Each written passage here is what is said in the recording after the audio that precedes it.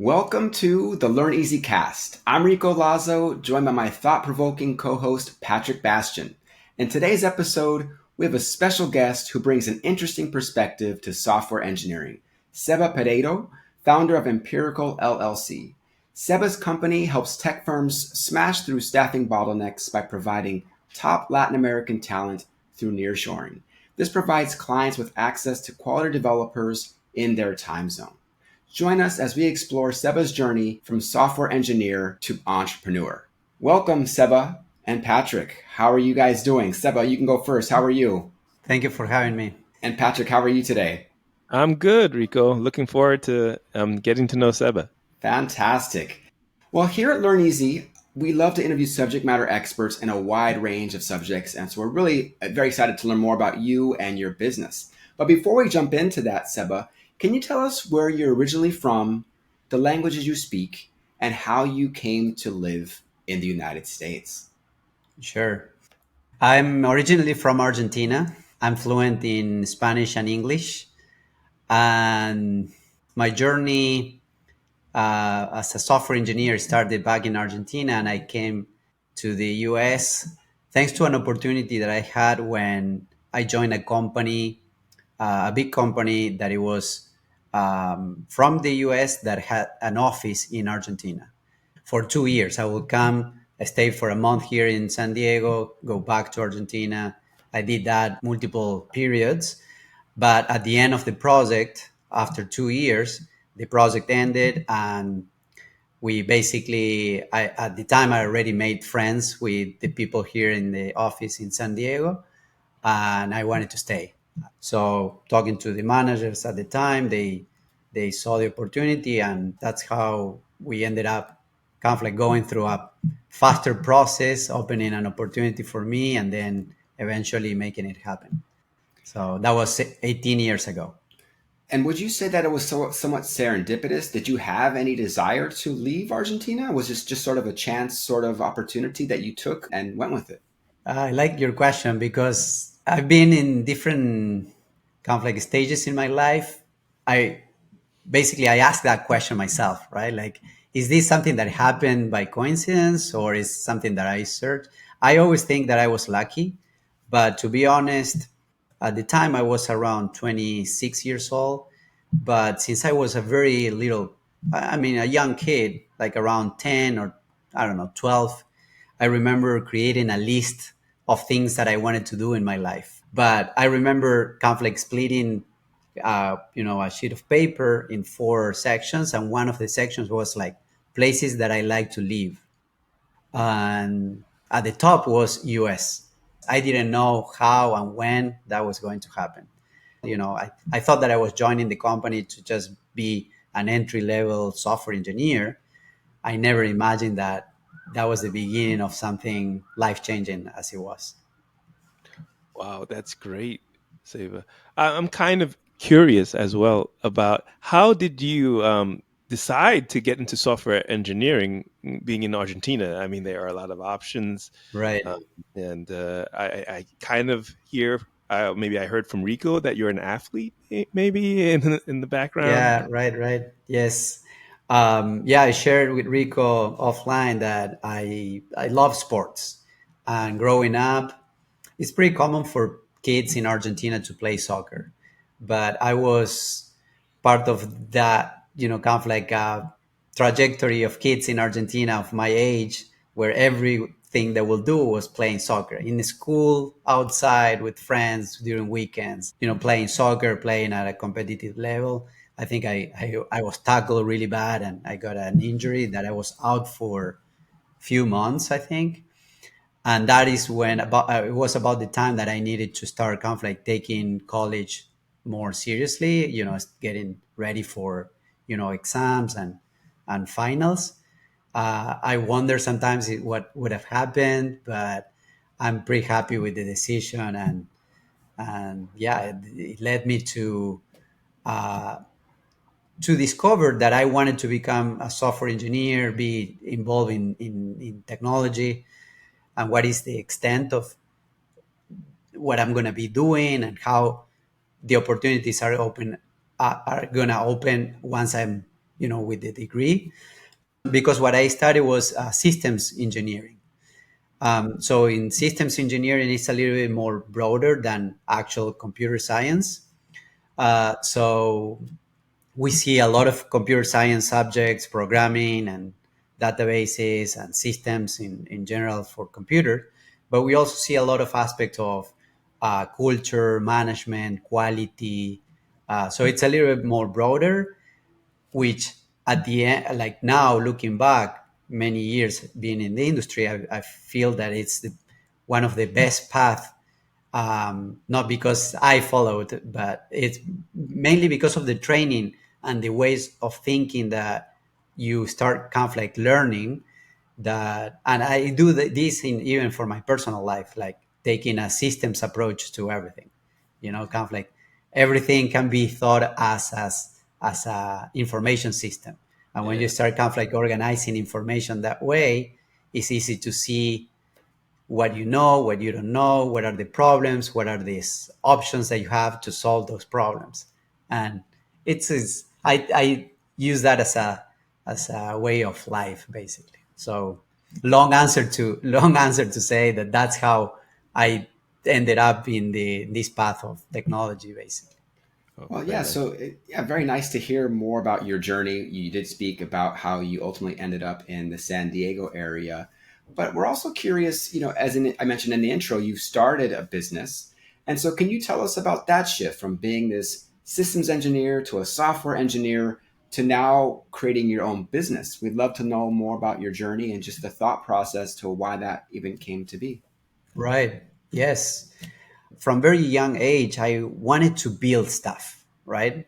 I think I had an entrepreneurial spirit since very young. So when I came to US, I wanted to learn. I wanted to grow as a software engineer. When I joined the company working from Argentina, I got to work with co-workers, with teammates from Argentina who were really, really talented. So that's when I started connecting the dots and saying there is a lot of opportunities in the market here in the US. And, especially in the last few years, the competition for the talented individuals in the US is very high. There is a shortage of engineering talent. So and then connecting with seeing the quality of engineers, the quality of people, the culture, and how amazing the engineering talent in Argentina was. I said, okay, this is an opportunity. So I started thinking more and more on how could I create this company where I could bring opportunities. So that's how I started, and that's what I've been doing for the past 7 years with Empirical. The Oh, name the name is based on the concept of an empirical process, which is this idea that you learn from experience, right? So I like that as a way of living too, right? Everything that I do, whether it's in business or relationships, I'm sounding like a geek, but I'm a little bit of a geek too. no problem. Yeah, we're kind of geeks ourselves, right?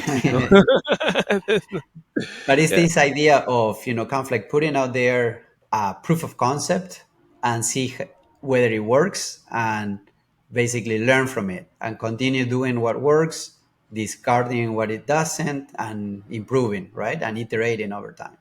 Very, very interesting. And so, just a couple of terms that I know I've learned in just offline when speaking to you before the show today. Mhm. Just the concepts of nearshoring and staff augmentation. As many of our listeners are not necessarily working in the tech space, they're not software engineers, they're not people working in a different country. Can you kind of just break down those concepts in layman's terms so people can understand both staff augmentation and nearshoring? Yeah, sure. Staff augmentation in a general term is when a company needs more capacity for certain activity, and then the company partners up with another company who can help them bring in talent to execute on that capacity. Like tech companies like ourselves, we are focused on staff augmentation for technology software products. Nearshore refers to this idea of working with companies that are providing certain services. It could be staff augmentation or technical leadership like us, or some other companies, they also take on more end-to-end projects. We also do that, but now we are not focusing on that at the moment. But nearshoring refers to this idea of outsourcing basically to a company, but it's somewhat near in the sense of closeness in terms of like time zone and cultural. There is this older concept, or still it's a concept, is like offshoring, right? Like Yes. when a company hires a company overseas, right, to help with some sort of like projects or even increase the development, software development capacity as a staff augmentation relationship. But that refers more of a offshore, like it's far, right? Like time zone can be a challenge, cultural aspects could be a challenge too. We like to think about our company as a nearshore offering because of all the benefits over the other conflict alternatives. Because the benefits are not only in cost, because you can bring talent without compromising the quality of the talent that you bring to work on your company, but also all these other aspects of alignment in the cultural aspect of how it's the culture in the US is very similar to the culture in Latin America in a lot of aspects. Um, Something that I want to say that this is something that I've seen over the years is that the gap in between the culture in the US and Latin America is there is a gap culturally speaking, but it's easier to close it when there isn't a huge difference. And that is very important for any creative process, in particular software development processes. Working on software, it's a creative collaborative process. So the better systems protocols that you can have in place in order to make the collaboration more efficient and more productive, the better. That's why we propose and we think of our offering as something very valuable to companies in the US. I wanted to ask a quick follow up, if that's okay. Yeah, of So, course. we were talking before the show just about this concept of expats and what it means to live abroad as a citizen from one country living elsewhere, and maybe feeling like you're adapting to a country after you've been somewhere, then you go home and you don't necessarily feel like you are from there. But in your opinion, Seba, what is a gap, like a specific gap that you can think of culturally between Latin America and the US, maybe as it pertains to business or just in general that you see in your everyday life? Yeah, yeah. There are multiple, and the more you spend time in both or many different areas, you start seeing patterns, right? But the big one is social. The social aspect of the different cultures is something that you can notice right away. How and then the social aspect in the business context, right? I wouldn't say a gap in the sense of like it's better or worse. It's just different, right? Mhm. So that is one definitely. You know, it's the Latin America. It's I would say relationships are more intense, are more kind of like emotional. They are more expressive. Like in Argentina, we hug a lot. You know, we become friends very quickly. You know, and we bring that into the workplace. And now with all this kind of like globalization, obviously nothing new here, but it's becoming closer and closer every time. But again, for a business collaboration, especially for software, which is it's a very complex process, the less jumps that you need to make in order to have a transparent communication, a very productive, collaborative, enriching interaction with your teammates is the better. So we, as a company, we work a lot in that aspect. It's not only about the technical aspect, which is the priority, right? But all these other aspects to be comfortable, to have clear communication, transparency, you know, aligning the expectations to the delivery of the team is critical to have a successful relationship with our clients. So we work a lot in our company to create that context. Oh, that's great. Yeah, I can see that that's your role as the leader of of your company. And I wanted to give you another opportunity to talk about, well, what is Empirical's unique selling proposition, because there are a lot of nearshoring companies that Right. purport to do the same type of connection between the U.S. and Latin America. Is there anything in particular that you can point to that is really unique about Empirical? Really unique in this world. It's really, really challenging to find, but I think what is unique is a combination of multiple things, right? I would say our approach is geared towards like creating this context of the ideal scenario or close to the ideal scenario for producing beautiful working software that the ultimately is the goal of our clients. And we do that through mainly two big components, which is technical and product leadership, in combination with staff augmentation. So in our team, we have a lot of experience building products ourselves. So we have systems in place to identify and help companies that are at different stages of their life cycle and say, well, if your company is at this stage, from our experience, this is how we can help you. And that goes beyond just staff augmentation and saying, here, there is an engineer who does what you need to do.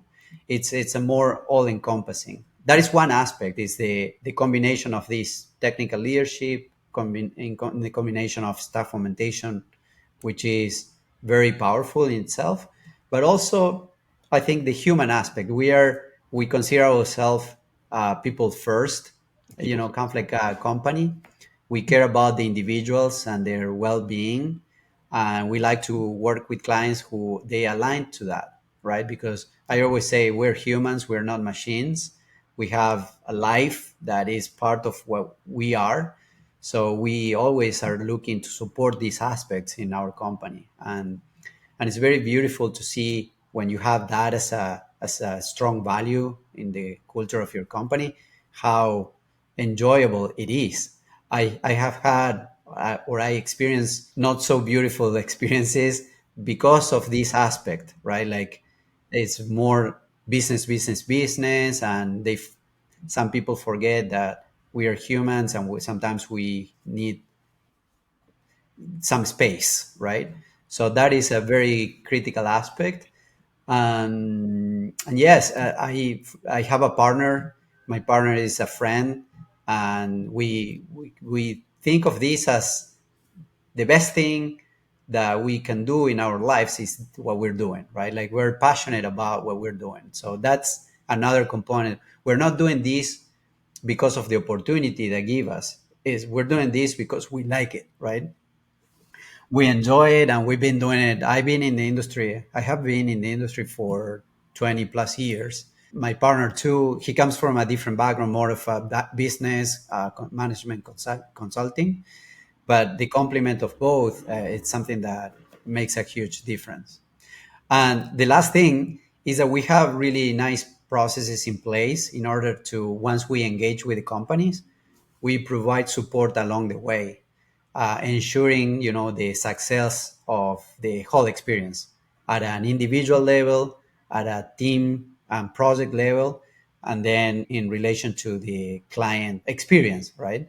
So those three areas are a big component of what makes us different in the market. Thank you for sharing that. I think it's really nice to learn about your journey. You've been really great about educating us on nearshoring and staff augmentation. And this podcast is really about helping people learn almost anything. And so the question I have for you, this is something I think people who maybe want to get into business would want to hear. What would you say have been some of the biggest challenges you have faced as an entrepreneur? I think a lot of people dream, yeah, I'd like to be, working for myself someday, but they Mm. don't do it. And I think maybe learning from the challenges you faced, maybe how you successfully overcome them or how you deal with them, would be really great for our audience to hear. So if you wouldn't mind just talking about your challenges. Yeah, I love the question. I That makes me time travel in my mind to think of. Well, the challenges are always there. We are still facing challenges, right? But I think what I would like to share is that the first jump is kind of like the biggest one, right? I remember wanting to do this for a very, very long time. There were certain kind of like technical aspects of why I couldn't do it earlier.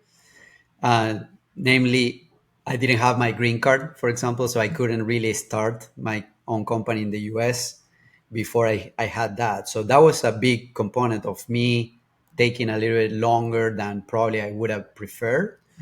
But even when I had the green card and I was ready, I I felt like this um, uncertainty, right?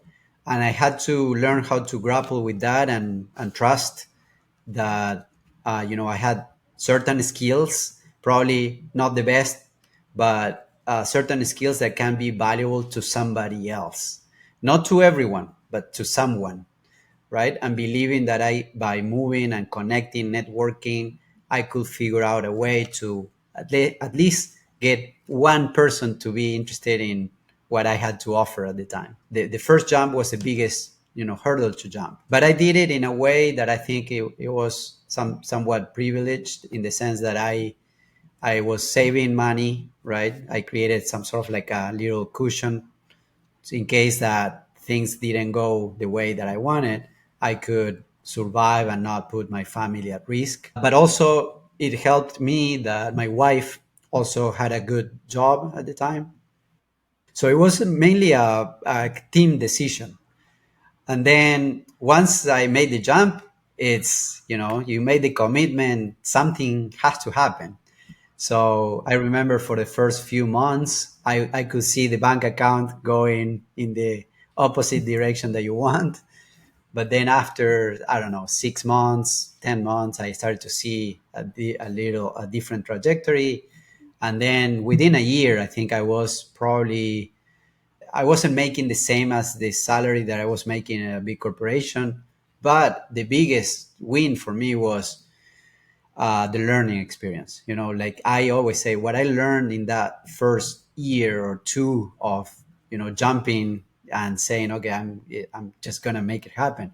And this is the biggest lesson. I think it's one that I like to share too. Is that, and I still feel that for my next jump, right? But I feel like if somebody would have told me that it's okay to feel that you're not ready for the jump, and you're gonna basically figure out that capability later, would have been easier. So what I'm hearing though, that the biggest challenge really was just almost like having the faith in yourself. Like you just like to put yourself out there. Like you really had to make that decision. Like either I'm going to do this or I'm not going to do this. And I don't mean to put words in your mouth, but that's kind of what I'm hearing, that a lot of people who Yeah, just they want to do something, but it's like the inaction is ultimately preventing their possible or even probable success. And so you took that plunge. You had that faith. You yeah, took that leap. yes, I would say so. But I also, in my case, and this is probably because of how I like to approach things, and maybe I do it more than what I should have done. I don't know really it. But what I want to say is that in my case, I had at the time I had like more than 10 years of experience working for bigger companies where I learned a lot from mentors, from the experiences that I had. I had amazing people that I learned from through those many years. So, in a way, I had a lot of skills that I knew that there could be valuable to somebody, but that even having that, I struggled to believe in that I could do it, right?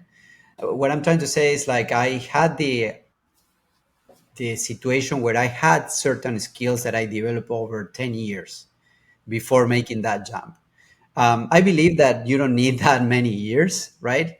You can learn a lot through the by doing, but I think that was a little kind of like cheat code that I had to feel more confident about doing it. But yes, making the leap, like seeing yourself as jumping into the unknown, It's super scary, especially after being so comfortably, kind of like treated by amazing corporations with very beautiful, compensation packages that start making you feel super comfortable, right? And then saying no to all that and start from the beginning, from zero, basically, it's a very scary, kind of like step. But I'm glad that I did it. I wouldn't look back. And I always thought something that it always helped me was like, if I fail, I'm gonna see that as a learning experience, and then I'm gonna go back. And I still, after 7 years that I did that, I still feel like, okay, if for whatever reason my company crashes and we can't make it work, because that's the thing. It's not that you do something and then it's set forever. You constantly need to reinventing yourself, adjusting, looking for, how to continue to be relevant in the marketplace. It could happen at any point that you have to decide something else, right? So I'm always have this idea of having options. What happens if this doesn't work? If you have options, that also is a source of strength, and saying it's not that I'm gonna just be on the streets if this doesn't work. I have other options to try. That's very powerful, and I use it on a daily basis, basically. Oh, that's great. It's great, Seba. I'm kind of curious because like you said, you have now this belief that came from you taking the leap. But now I want to get a little bit specific about nearshoring. Like Hmm. like there are challenges there that maybe others want to specifically understand from your perspective as someone who's actually built a company. I would like to get your point of view, in terms of the quality of the technical resources you're able to connect to. In I'm assuming you're focused on Argentina as your recruiting market, right? Because Right. that's where your area of strength is. You know, what are some of the like how do you get connected to that high end talent in Argentina? I hate to be so specific. I don't know. I don't want to give away some of your secrets. I know we've been kind of kind of tiptoeing around the business. But it'd be cool for those who are interested in, how are you able to do it, at least from the perspective of being an Argentinian, to recruit other Argentinians to work for you, and not leave Argentina like you did and come to the U.S. Right. Yeah. No, I love the question. And really, there isn't any secret, to be honest. We have designed a process where we can identify not only the technical aspect, which has to be higher end quality, but it's an overall perspective of communication, culture, work ethic.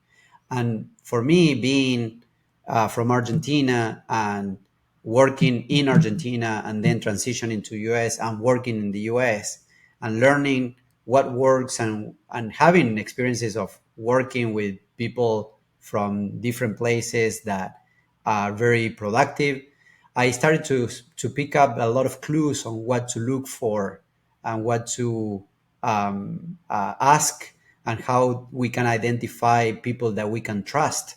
Something that we put a lot of attention is like, can we trust this individual or not, right? Talent is everywhere. And just to clarify, at this point in my company, we are not focusing only in Argentina. We are more of like Latin America in general. We do have a lot of people in our network, which is some sort of like a cheat code, because I have a network in Latin America, but in particular in Argentina, a lot of friends and people who I have worked in the past that are in different companies that might know talent. So that is part of what we do. But really, we use the same tools that anybody can use. We use LinkedIn, we use our network, and those people introduce us to candidates. But what is something that is unique is our process, how we identify the individuals, and we have a very conflict. A strong discipline in order to understand and go deep and be very specific about our client's need. We don't just go on a high level and say, oh, you need, I don't know, like a front end software engineer. Here it goes, right? We go deep into understanding the whole context of our clients. Do you really need a front end engineer? We help ourselves understand what is the most valuable service that we can give you. It can be a team member that we bring into the table for you, but oftentimes it's more than that. It could be some processes that you need in place so we can provide guidance on how to do it, or if you're scaling, if it's part of the infrastructure. I don't want to get too technical, right? But what I'm trying to say is we go deep into the need of our clients, and then we go back into that and trying to match it perfectly with the candidates that we bring to the table. And that is not easy. It sounds easy, but it's not easy to do in a scalable way, in a consistent way. So that is, I think, one of the differences. I am just looking at the clock, and I want to be respectful of your time, Seba. But I guess I have just one last question, and this is actually something I've actually heard on a different podcast. But how much of your success would you say comes from luck, and how much of your success comes from hard work in making Empirical a success? I believe that you can't have luck if you don't put the work, right? And I also believe there is this concept of locus of control, the internal locus of control or external. I tend to believe that I'm more inclined to believe that an internal locus of control, like to focus on the things that you can control, right? And that you can influence how things are going in your life. I don't tend to believe that luck is a big component. But to be honest, there are so many things that we have no control that it can be attributed to, let's say, luck or universe, right? But bottom line, I believe that in order to tap into that little bit of luck or universe aligning for the timing that is right for you, you have to be working, right? You have to be moving, you have to be putting the hours. So it can't be that you're like thinking here, I wish I have the opportunity to work with certain clients. And then suddenly, by luck, they're going to call you and say, Seba, let's work together. No, I don't think that it works like that. You have to put the time, you have to put the hours, you have to create the context and the opportunities. And I think that is more important than believing that luck is going to give you. But definitely, I couldn't say that it's all your work. No, there is a component of whatever it is that the universe is giving you. I believe in that. I believe in this idea of the time is right for when you're ready for something. And then it's about identifying the opportunity and taking them. So I don't know. That's my take from just thinking on the spot about this topic. I don't know. I'd like to hear your thoughts about that, Rico. Yeah, so I do believe that, you have to put in the work. That I think that if you believe that just some people are just lucky and others are unlucky, then it's sort of a scarcity mindset. And I Right. think that then you don't believe that anything is in your power, including how hard you work. And so I do believe that in order to be successful, you have to put in the work. But to your earlier point, I do think that especially when you're working on things that truly give you meaning and fulfillment, Yeah. that it's almost like the universe conspires in some ways, and Right. opportunities that maybe you weren't aware of can somehow begin to illuminate themselves. And so that's not to say that if you just want something bad enough and you work hard, it's going to be a success. But it really is amazing, I think, when you are spending time reflecting on what you most want to do, putting in the work, and being consistent, how that is probably the best success recipe that you can have. Now, do some people have more luck than others? Perhaps. I don't know. I don't truly believe in luck, but I do think hard work has to be in there Yeah. somewhere for sure. I want to share something that around the time that I was starting the company, I joined these programs for founders. And I was doing the process, and then I decided to not continue. I did a couple of months, but it was more geared towards company that they were creating a product. and I wasn't creating a product, so it wasn't a perfect fit. But I did take some, lessons from it. The most memorable of that time was that I talked to the individual who was leading all these programs, and she has been doing at the time that for 10, 15 years, and every cohort basically will be a number of companies or founders, willing to start the company. So she probably saw hundreds of startup founders, and I asked the question one time, what if she, by seeing so many companies, if she could tell what are the companies that are going to be successful or not? And I asked the question, and she said, Seba, that's a good question. And she didn't answer. She said, let me think about it. And then the following week, we were in one of the sessions. And then at the end, she calls me and she says, Seba, I was thinking about your question, and I think it's hard to tell, but what I've seen, the most successful companies out of these programs are the entrepreneurs that don't give up. That to me was like, okay, so it's not about the team, it's not about the idea, it's not about the money, it's about, that's what she said. And that's, I believe that is a big aspect of a successful endeavor, right? Like, don't give up. Coming from an individual who has seen a lot, that was very valuable to me. So that is something that I use for our company. And Patrick, do you want to answer that question as well? I want to give you a chance to opine. Yeah, I mean, like we're Yes. at the end. That's, but I think Seba hit it. You can't give up. And this idea of luck is a it's a combination of the right place and time and opportunity, right? And you have to put yourself there. Exactly what you guys said before. I believe in karma, and karma only comes when you're doing the right things, right? And if you're not, then of course you'll see the results as well. And so for me, it's a combination of the two. It's the same, when we talk about starting, taking the leap. You only take the leap when you have the confidence that you can make something happen, right? And it took maybe like you said, it took you say, but 10 years to have that feeling like I'm ready for this. I'm going for it, and I don't care anymore if I fail. Right? You have to have the idea that you could fail, but you know you're ready to deal with the failure. Right. And of course that's the Silicon Valley mantra. Failure is a good thing because you learn from it and you move on. And that comes to that other aspect that you spoke about, persistence and never giving up.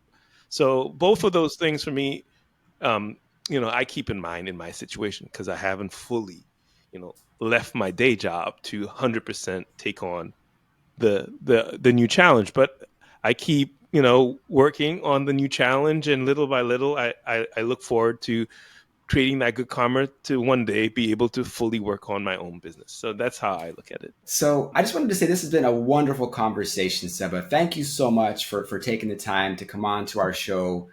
Again, this show is about teaching people about so many things. We learned about nearshoring, about staff augmentation, software engineering, and just the challenges that it takes to run a business and to start a business. So I know our audience is going to enjoy this one. But we really want to say thank you so much for coming on to the show today. Thank you, Rico. Thank you, Patrick. It was a pleasure to be here and sharing my thoughts. I hope that somebody can get inspired, and yeah, thank you for the opportunity to share. Absolutely. And before we end, I just want to make sure that we have a chance. If people want to connect with you, what is the best way for prospective clients or those who want to connect with you to connect with you? Yeah, we have a website. Is www.goempirical.com. Okay. And also, they can reach me at seba@goempirical.com. And I think it will be best if we can put it somewhere in the comments or in the description. We'll be sure to put that into the show notes. Yeah, absolutely. Want to bring Lady Luck to your doorstep if possible. But thank you again, Seba. We really did appreciate having you on the show, and we would love to have you on again at some point in the future. But thanks so much. Thank you, Rico, and thank you, Patrick. Yeah, thanks, Ava. Wow, what another great interview in the book, Seba and his work that he's doing at Empirical, as well as just his life story. Again, I think it's just an inspiration that when people have a vision for themselves and they work at it and they don't give up, and to just really, I think he brought up really a lot of great ideas to the table for people to think about, and definitely really enjoyed having Seba on the show. Yeah, he was quite inspirational, and I just love the guests that we are getting.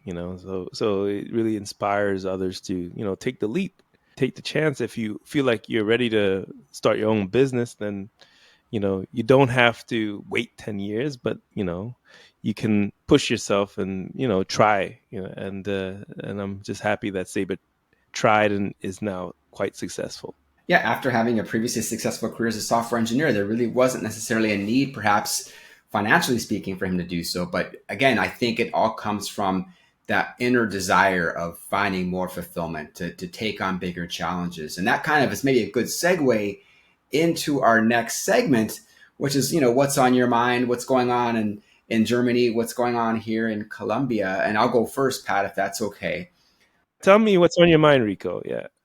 Yeah, so I haven't been putting out a lot of content because I've been so engrossed in my life coaching program. But through this coaching, I'm giving coaching, I'm receiving coaching, and the biggest takeaway that I can say is that investing in yourself is like the best investment you can make. The time and money to learn new skills, to grow, to step out of your comfort zone by stepping into your growth zone. It doesn't have to be starting a business, but it could be anything that's helping you grow. And I think you should always be thinking about, how can I learn more? And the best way to do that is by investing in yourself. Investing in courses, right? A great concept. Investing in your learning, investing in your growth. That is how I think we can reach our potential, and how we can just be more fulfilled and just more content with our lives and the direction of our lives. So I just really want to highlight that. And again, you don't need to spend a ton of money, but I think you need to make the conscious decision that I'm not just going to be stagnant and expect Lady Luck to strike down on me and have good things happen. I think it's really about that confluence of putting the time in, putting money in, putting effort in, working at things that you want to get better at, be willing to learn how to do new things. And so I just wanted to kind of share that message, because that really has been something that's been resonating with me as I'm going through my program. And I have benefited directly from investing in myself. Yeah, we spoke about that offline. And that was something that actually, hit me too. That hey, you needed that from what we spoke about, and you needed a little bit more of that sense of hey, I need a little bit more self confidence in this area, and I'll take this course to help me, develop that confidence to try and get into this new area that I've never, really worked at before. And I think that's great to get those certifications and to take the time to invest in yourself so that you can actually move into that new area that you've been curious about maybe for years, right? So I'm happy Well, for you. and I just would say, the last thing I'll say to that is, I think it's so easy to get onto autopilot and just go through the motions and then not really ever take stock of where you are, or like never really do reflection and think about, well, why aren't I happier in life? What am I doing? So I think it's really important to be aware of where you are and your feelings about the direction of your life. And especially if you're not happy with the direction of your life, that is even more reason to invest in yourself. But anytime, no matter where you are, whatever station in life you have, I highly encourage people just to invest in themselves, because no bad can come out of investing in yourself. I know what you mean, brother. Yeah, how are things in Germany? What's on your mind out on the other side of the pond? I guess the only thing I've been thinking about is a little bit about health, and how after taking a 2 week vacation to New York, um, outside of feeling really jet lagged afterwards, I also felt a little bit like I was getting a cold, and then there were family members and friends that were speaking about COVID being around and being passed, the workplace to the family and so on, and I just realized that's something that's really important to talk about, that we've kind of forgotten that, COVID is still here in our lives, and that people may be still, getting this virus and then having to deal with, health problems because of it, and that we should, show some empathy to those, yeah, because that the season is coming, right, and it's only going to get worse in the next few months. And yeah, I had to be patient with myself the last couple of weeks, because I realized, hey, traveling does make you susceptible to getting sick, and we should just be patient with ourselves, and accepting that, hey, maybe we need to not just invest in ourselves, but take care of ourselves as well. And that's my thought. That's what's on my mind. Well, I definitely have seen people wearing masks here in Colombia as well. And I think people in general, just it's one of our traits. We have a very short memory. We tend to forget about things quite easily, especially the bad times. Once things go well, we tend to forget about those bad times pretty quickly. Great. Yeah. Excellent. Yeah, another one in the books. And so, as always, everyone, thanks for listening to this point and keep learning easy. Exactly. Keep learning easy, everybody.